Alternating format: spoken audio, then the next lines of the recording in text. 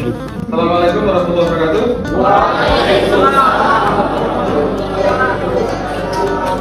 Selamat sore semuanya. Apa kabar semuanya? Oke, terima kasih. Hari ini kita lanjutkan ya diskusinya. Ada yang nggak masuk? Masuk semuanya? Masuk. Sehat. Oke. Apa temanya hari ini? Islam di masa periode Khulafaur Rasyidin. Apa itu Khulafaur Rasyidin? Ada yang tahu? Ada yang tahu? Pemimpin yang terpilih setelah Rasulullah. Siapa saja?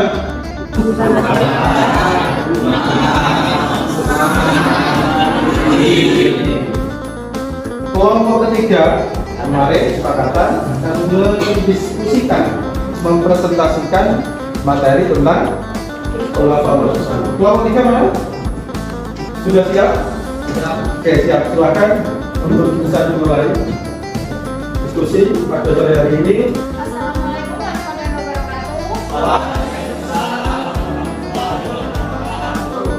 Topik yang akan dibahas pada hari ini sesuai dengan tugas yang diberikan oleh Bapak dosen, yaitu mengenai sistem pemerintahan pada masa Khulafaur Rasyidin. Baiklah, kita mulai dengan apa itu pengertian Khulafaur Rasyidin.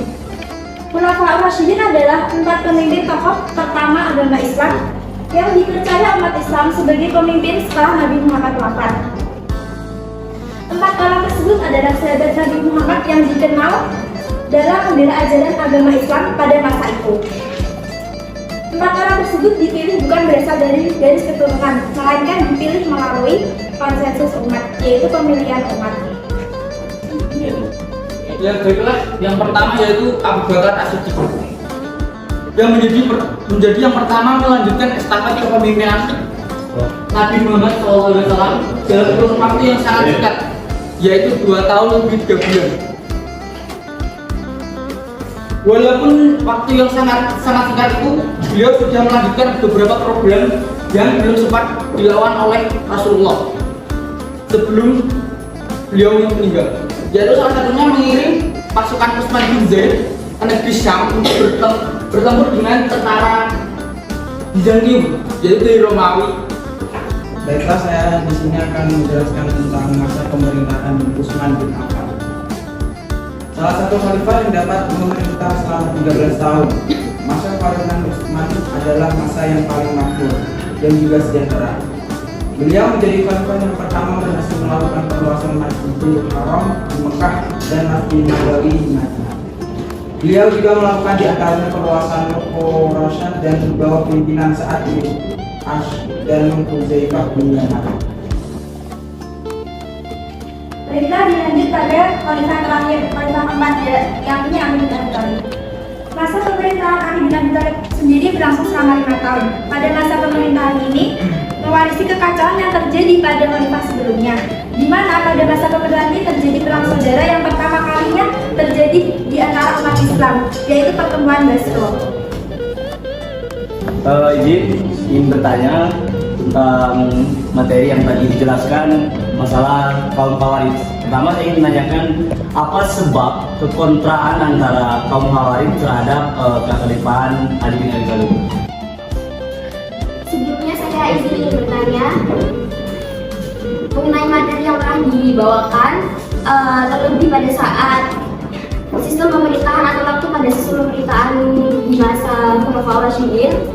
Yang menjadi pertanyaan saya, mengapa atau apa alasan yang mendasari sistem pemerintahan yaitu berbeda-beda pada masa tersebut.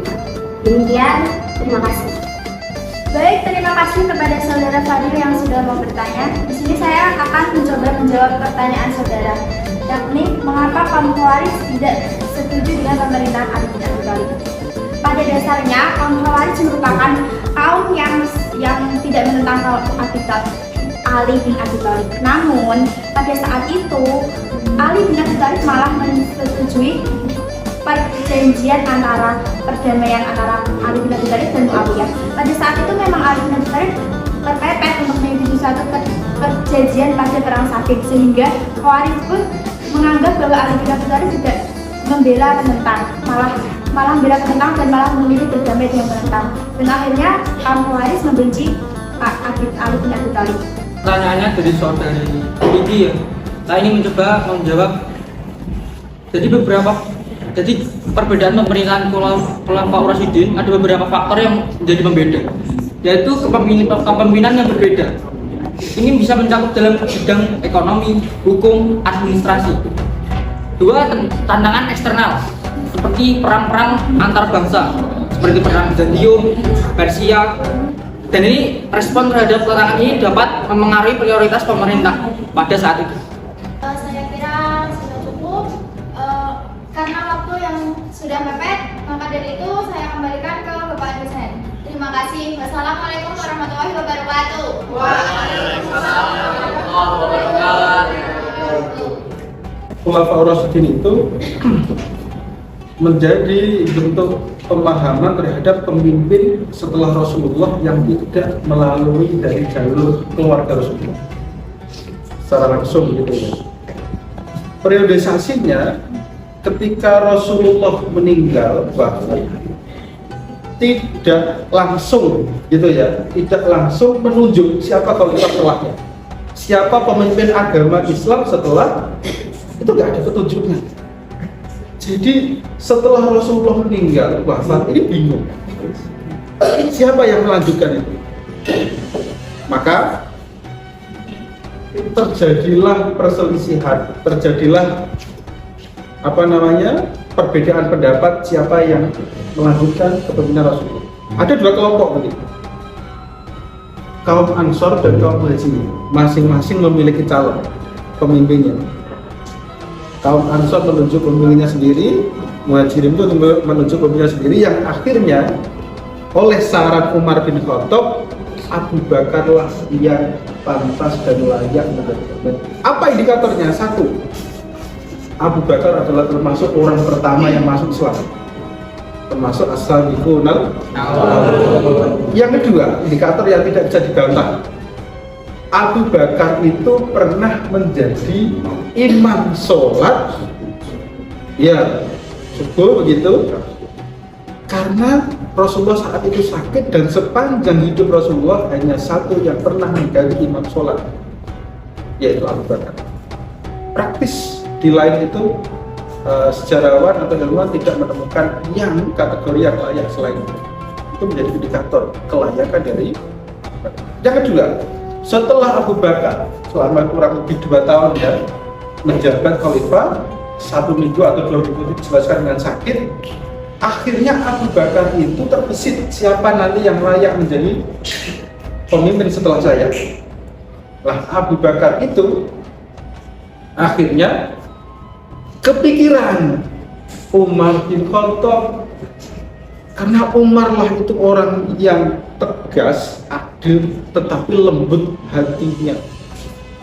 Harapan itu muncul begitu dan dikonfirmasi melalui beberapa sahabat terdekat, termasuk adalah Utsman bin Affan. Bagaimana pendapatmu tentang Umar ketika nanti akan menjadi pemimpin atau khalifah setelah saya? Dijawab pula dengan tegasnya Utsman bahwa Umar lah yang pantas karena Umar memiliki hati yang mulia dan tegas serta adil di dalam melaksanakan kepemimpinan. Prestasinya luar biasa Umar itu.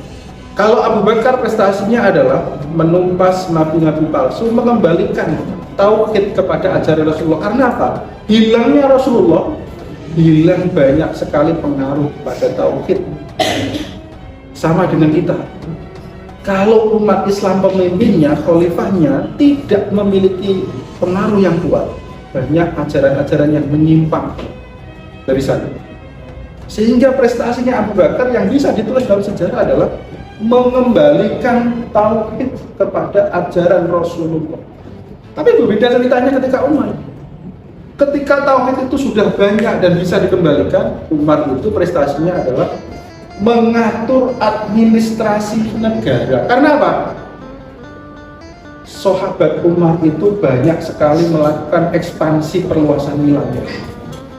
taklukan wilayahnya itu luar biasa, sehingga ketika wilayahnya luas, ini ya sahabat Umar, wilayahnya luas, harus ada tatanan aturan yang pasti yang bisa dijadikan sebagai pegangan. Ini adalah prestasi yang terpenting dari Khalifah Umar bin Khattab. Umar bin Khattab itu menjadi seorang khalifah dengan progres administrasi yang baik. Bahkan ada sekretaris negara saat itu. Siapa namanya? Zaid bin Sabit. Itu menjadi menteri sekretaris negara. Sekarang itu kalau kita di Indonesia itu banyak, ada menteri, banyak-banyak ya, ada menteri termasuk menteri keuangan, termasuk menteri ekonomi dan lain sebagainya. Tapi dalam menteri sekretaris negara itu orang yang selalu melekat kepada presiden, karena apapun dokumentasinya, apapun ceritanya itu melekat dan harus menjadi kebijakan bersama di dalam mengambil keputusan oleh suatu negara. Itu. Yang berikutnya, setelah terpilihnya Umar bin Khattab, ini agak lebih demokratis lagi, agak lebih sistematis lagi. Umar sebelum meninggal memilih yang namanya Majelis 6 untuk berembuk menentukan khalifah selanjutnya. Ya toh? Siapa aja masih ingat Majelis 6 itu? Yang salah satunya ada Utsman bin Affan.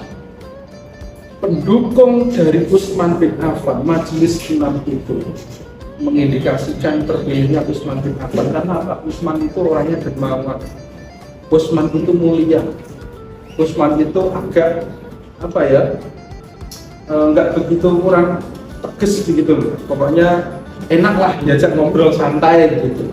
Ini kalau orang-orang kita memaknai kan, kalau pemilihnya santai, friendly, akrab gitu kan enak kan? Nggak tegas, nggak sedikit-sedikit hukuman, sedikit-sedikit. Nah, terpilihnya Utsman itu sehingga model pendekatan dari Sayyidina Utsman itu adalah friendly. Pendekatannya adalah semua teman, semua bisa bekerja sama untuk membangun negara yang baik. Saya kira itu untuk pengantar dan penjelasan dari kuliah pada sore hari ini. Semoga ada berkah dan manfaatnya. Karena kita tahu bahwa Khulafaur Rasyidin ini bukan saudara Nabi, bukan pula keluarga Nabi, tapi jadi dari orang yang memang terpilih dengan kualitas, dengan kemampuan dan cakapan sesuai dengan bidangnya masing-masing.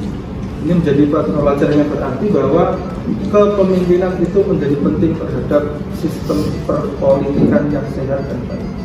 Terima kasih. Kalau tidak ada pertanyaan, ada pertanyaan enggak? Tidak ada. Kalau tidak ada pertanyaan, sudah cukup. Semoga ada berkah dan manfaatnya. Kurang lebih saya minta maaf. Assalamualaikum warahmatullahi wabarakatuh.